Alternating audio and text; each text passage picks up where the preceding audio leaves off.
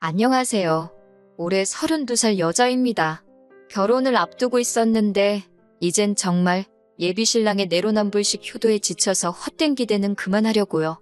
예비신랑은 저보다 1살 연상이고 중견기업에 다니고 있는 회사원입니다. 저는 시간제 강사를 하면서 운동 가르치면서 돈을 벌고 있어요. 장소를 대여해서 일정의 수수료 형식으로 자리세를 내고 수업을 하는 형식으로 일을 하고 있어요. 제가 이 일을 오래 해오면서 수강생들에게 입소문도 많이 타고 꼭 제가 아니면 안 배우겠다고 하시는 분들도 많아서 제 자랑처럼 들릴 수도 있겠지만 강의료가 조금 비싼 편에 속합니다. 그래서 사실 그렇게 일을 매달려서 하지 않아도 한 달 제가 사는데 지장 없고 취미생활이나 여가생활 다 즐길 수 있을 만큼 벌고 있어요. 제가 마음먹고 일을 더 한다면 웬만한 대기업 다니는 사람들 못지않게 벌 수도 있습니다. 하지만 그렇게까지는 일을 하고 싶지는 않아서 적당한 선에서 워라밸을 찾아 여가를 즐기면서 살고 있고요. 그래서 벌이 자체는 중견급 기업 다니고 있는 예비신랑에 비교하면 제가 조금 낮은 편이기는 합니다. 하지만 제 벌이는 제가 하기에 따라 더 많아지기도 하는 제 직업적인 특성이 있다 보니 벌이에 대해서는 제가 부족하다는 생각을 가져본 적은 한 번도 없어요. 예비신랑도 결혼 이야기하면서 자기 월급이 그래도 평균 이상은 되다 보니 제 체력을 다 소비하면서까지 돈을 벌기보다는 어차피 집안일하고 살림은 누군가 해야 하니 제가 돈을 덜 버는 부분에 대해서 자기는 불만이 없고 이해한다고 했었습니다. 저는 어머니가 일찍 돌아가셨고 그래서 아버지와 제 남동생 이렇게 세 가족이서 살고 있어요. 남자친구는 저랑은 반대로 아버님께서 어렸을 적에 집을 나가시고는 연락이 두절되었다고 했고 홀어머니 밑에서 연년생인 여동생과 둘이 힘들게 자라왔다고 합니다. 다른 점이 있다면 저는 그래도 아버지께서 아직도 현역에 계시기도 하고 어머니가 먼저 떠나시기는 했지만 이후로도 쭉 외가와 연락을 하고 지내면서 사랑 듬뿍 받으며 자라왔어요. 반대로 남자친구는 아버님이 집을 나가시면서 자연스럽게 친가와는 연락이 두절되었다고 합니다. 어머님 혼자서 두 남매를 키우는데 힘이 들었지만 아버지가 집을 나갔으니 어머님의 시댁에서는 어머님을 포함한 남자친구의 가족들은 이제 남이나 다름없다며 도움의 손길을 내밀지 않았다고 합니다. 그런 어려운 상황 속에서도 남자친구 서울에 있는 4년제 대학 보내고 좋은 곳에 취직할 때까지 뒷바라지 해주신 걸 보면 어머님도 참 대단하신 분이라는 생각이 들었어요. 제가 외가에서 사랑을 듬뿍 받으며 자랐다고는 하지만 저희 친가나 외가가 경제적으로 넉넉한 형편도 아니고 당시에 보호가 필요할 만큼 어렸던 저희 때문에 아버지는 종사하시던 직장을 그만두시고 저희를 돌보면서 밤에는 저희를 맡겨놓고 일을 하셔야 했어요. 제가 학교 다녀와서 동생 돌보면서 제 앞가림 정도 할 수 있는 나이가 될 때까지 아버지는 그런 생활을 오래 하셔야 했고 덕분에 아버지는 남들보다 빨리 건강에 문제가 생기셨습니다. 아직 현역으로 일을 하고 계시지만 아버지의 건강 상태로 가질 수 있는 직장이 많지가 않아서 그렇게 여유롭게 벌고 계시진 않았어요. 그러다 보니 집안 분위기상 제가 항상 제 남동생에게 양보를 하면서 자라왔습니다. 어쩔 수 없는 상황 속에서 제가 동생에게 양보하는 건 남자 여자 문제가 아니라 동생의 누나로서 제가 당연히 희생했어야 하는 부분이라 생각했고 그 부분에 대해서 불만이 많지는 않았어요. 물론 저도 처음엔 공부가 하고 싶었지만 집안 형편상 장학금을 비교적 받기 쉬운 운동 쪽으로 고개를 돌려야 했었어요. 그나마 다행인 건 제 남동생이 공부를 워낙에 잘하기도 했고 집안에서도 적어도 제 동생에게만큼은 공부하는데 지장이 없도록 물심양면적으로 지원을 해주셨으니 그건 다행이라고 봐야겠죠. 아무튼 양가 형편이 그렇게 넉넉지 않은 편이다 보니 저나 남자친구나 둘 다 결혼을 하게 되더라도 양가 어른들께 도움은 받고 싶지 않은 마음은 같았습니다. 결혼 이야기 나오면서 가장 크게 고민해야 했던 신혼집 또한 둘이 모아놓은 돈을 합치고 대출을 껴서 형편 닿는 한 가장 적당한 집으로 구해서 시작하기로 했습니다. 남들처럼 신축 아파트 들어가는 건 당연히 꿈도 꾸지 못했고 그냥 어디 적당한 아파트에 전세로 들어가기만 해도 감지덕지라고 생각했습니다. 거기에 사실 저나 예비신랑 두 사람 다 월급을 받고 나서 저는 저희 아버지에게 예비신랑은 자기 어머니에게 생활비와 용돈을 포함해서 돈을 어느 정도씩 드리고 있던 상황이었습니다. 금액에 있어서는 남자친구가 조금 더 많았지만 큰 차이가 있지는 않았어요. 첫 월급을 받았을 때부터 드리던 걸 결혼했다고 그만 드릴 생각도 없었고 어느 한쪽만 드릴 생각도 없었으니 이 부분에 대해선 자동적으로 남자친구와 합의가 된 상황이라고 봐도 무방한 부분이었지요. 심지어 요즘 경기 침체로 인해서 금리가 엄청나게 올라 있는 상황인데 집값까지 내린다 어쩐다 하는 말이 있는 마당에 비싼 이자를 내면서까지 자가로 집을 구하는 게 맞는 건가 하는 생각이 들었습니다. 무엇보다 금리 때문에 이자가 오른 부분이 가장 타격이 컸어요. 돈을 2중 3중으로 내게 생겼으니 걱정이 이만저만이 아니었지요. 그런데 하늘이 도왔다고 해야 하나요? 제 외삼촌이 다니던 회사에서 해외 파견 근무를 지원하시게 되면서 온 가족이 같이 따라가기로 하셨습니다. 그래서 덕분에 외삼촌이 살던 집이 빈집이 되게 되었고 원래는 그동안 세를 놓을까 싶었는데 외삼촌이 항상 제가 어려울 때 도움을 크게 주지 못했던 게 마음에 걸렸다고 하시면서 이참에 못해준 거 해준다는 느낌으로 외삼촌이 돌아올 때까지 그 집에서 지낼 수 있게 배려해 주셨어요. 저희가 딱히 더 내야 할 건 관리비 말고는 아무것도 없었고요. 결혼 준비를 하면서 가장 큰 골칫거리였던 주거 문제가 해결되니 10년 묶은 체증이 싹 사라지는 느낌이었습니다. 예비 신랑도 제 덕분에 한숨 돌렸다는 식으로 너무 좋아했어요. 이젠 더 이상 어려운 일도 없으니 결혼 준비가 일사천리로 진행될 거라 믿어 의심치 않았습니다. 예비 신랑이 그 말을 꺼내기 전까지는 말이죠.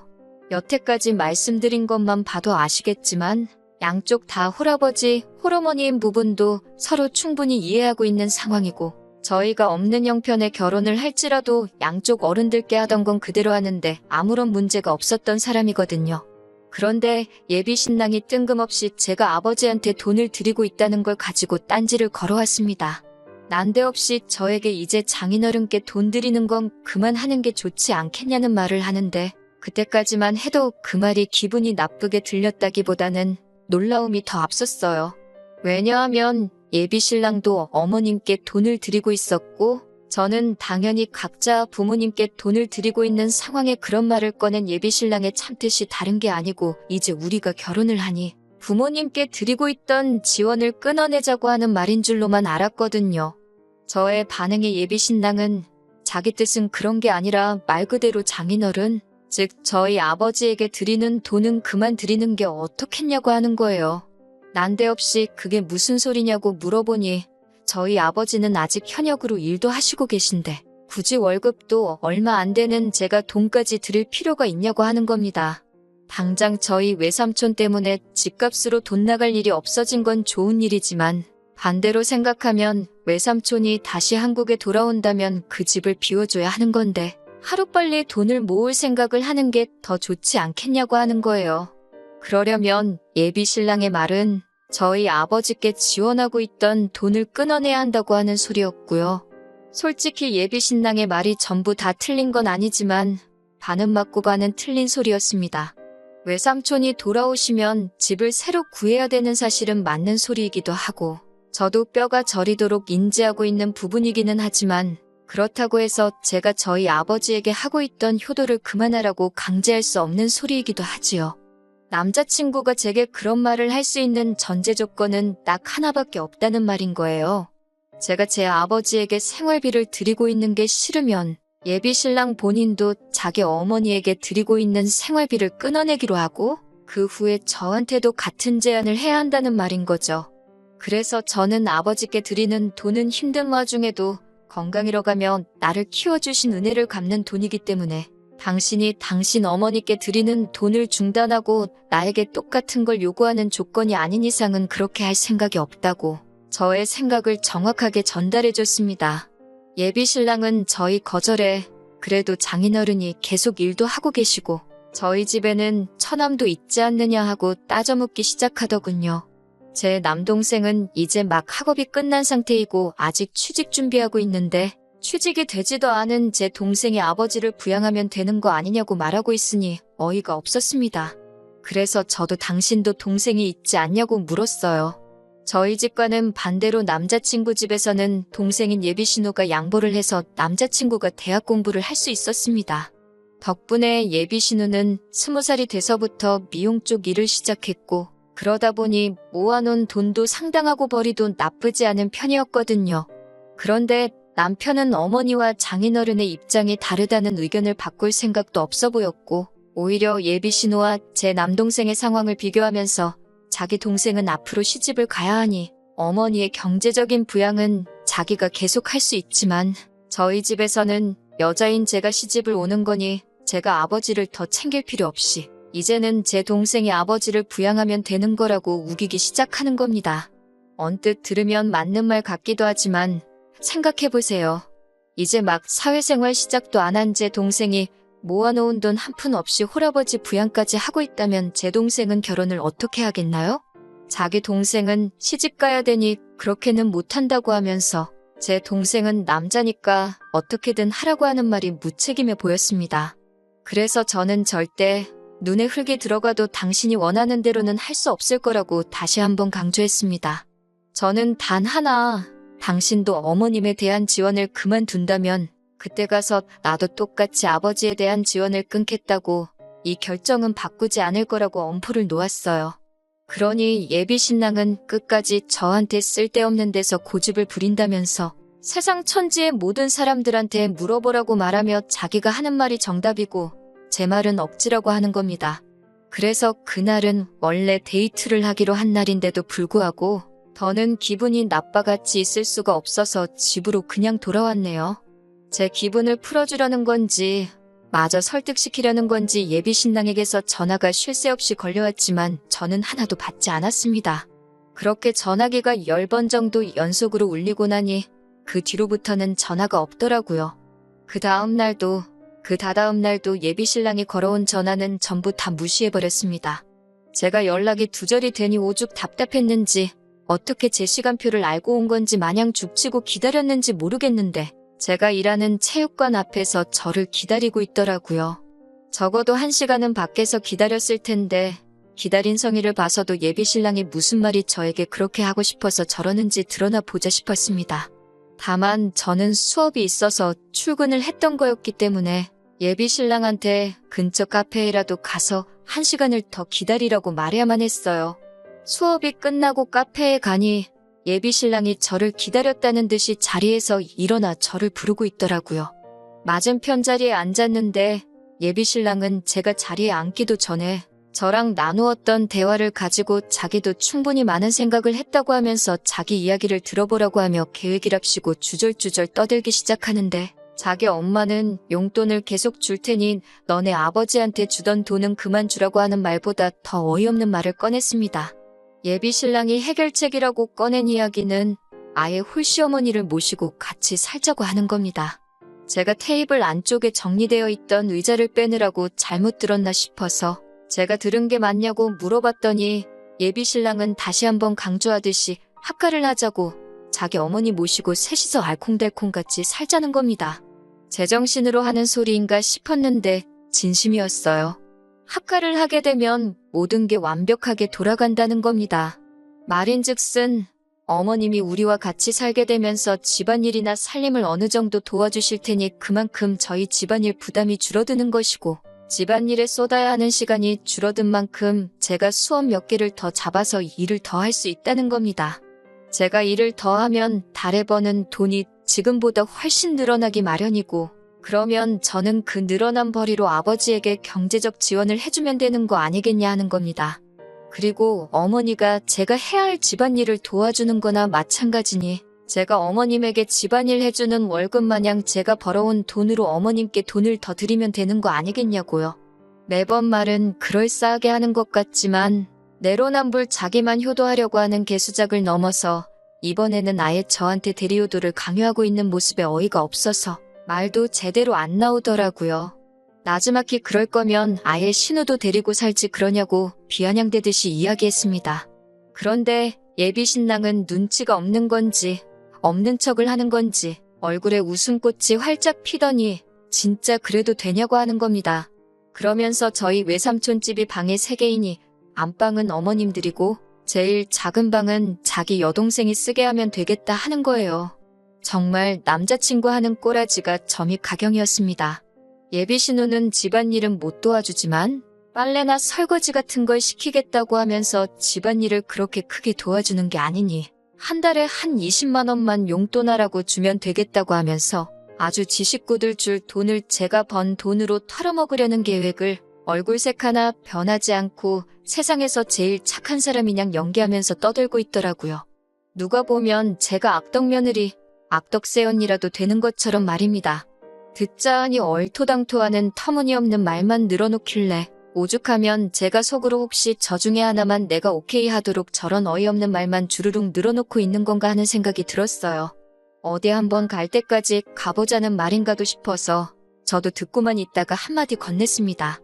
지금 어머님을 모시고 신우까지 들여서 살자는 이야기하는 거면 어차피 방도 3개인 집에서 시작하게 되었는데 길게 이야기할 게 뭐 있냐고. 나도 똑같이 우리 아버지 모시고 동생 데리고 들어와서 살겠다고 했습니다. 사실 이때까지도 결혼을 뒤집어버리겠다 하는 생각보다 예비 신랑에게 자기가 하고 있는 말들이 얼마나 터무니없는 상황인가를 똑같은 방법을 써서 알려주고 싶었어요. 그런데 예비 신랑 반응이 더 어이가 없더군요. 곰곰이 생각하는 척을 하더니 그것도 좋은 방법이겠다 하는 겁니다. 장인어른이 어쨌든 많지는 않지만 돈을 벌고 계시니 그 돈으로 우리 가족들, 그러니까 예비 시모와 신우 생활비를 하면 딱 좋겠다고요. 그런데 또 한 번 곰곰이 생각하더니 그래도 천암까지 드리는 건 조금 무리가 있다면서 천암은 그냥 독립시키면 안 되나? 하면서 혼자 중얼거리는 거예요. 제 동생은 또 뭐 때문에 같이 못 살겠냐 하니 그래도 예비 신우랑 제 동생이 장성한 두 남녀인데 한 공간에 있다가 겹사돈이 될 수도 있는 거 아니냐고 합니다. 그러면서 자기 동생, 그러니까 예비 신우는 이제 자리도 잡히고 안정적으로 돈을 벌고 있는 상황인데 처남은 지금 직장도 없지 않냐고 하면서 자기 여동생을 넘보기에는 한참 멀었다고 하는 거예요. 예비 신우는 더 좋은 남자를 만날 자격이 있다나요? 그것도 어이가 없었습니다. 예비 신우 직업을 무시하는 게 아니고 손아랫 사람이라고 하지만 사실 예비 신랑하고 연년생이라 저랑 동갑이거든요. 저도 경력이 쌓이고 쌓여 지금 안정적인 수입원이 생겨있는 것처럼 신우도 똑같이 20살부터 일을 시작했으니 현재 자리를 잡고 안정적인 상황이 돼 있는 건 당연한 일이라고 생각합니다.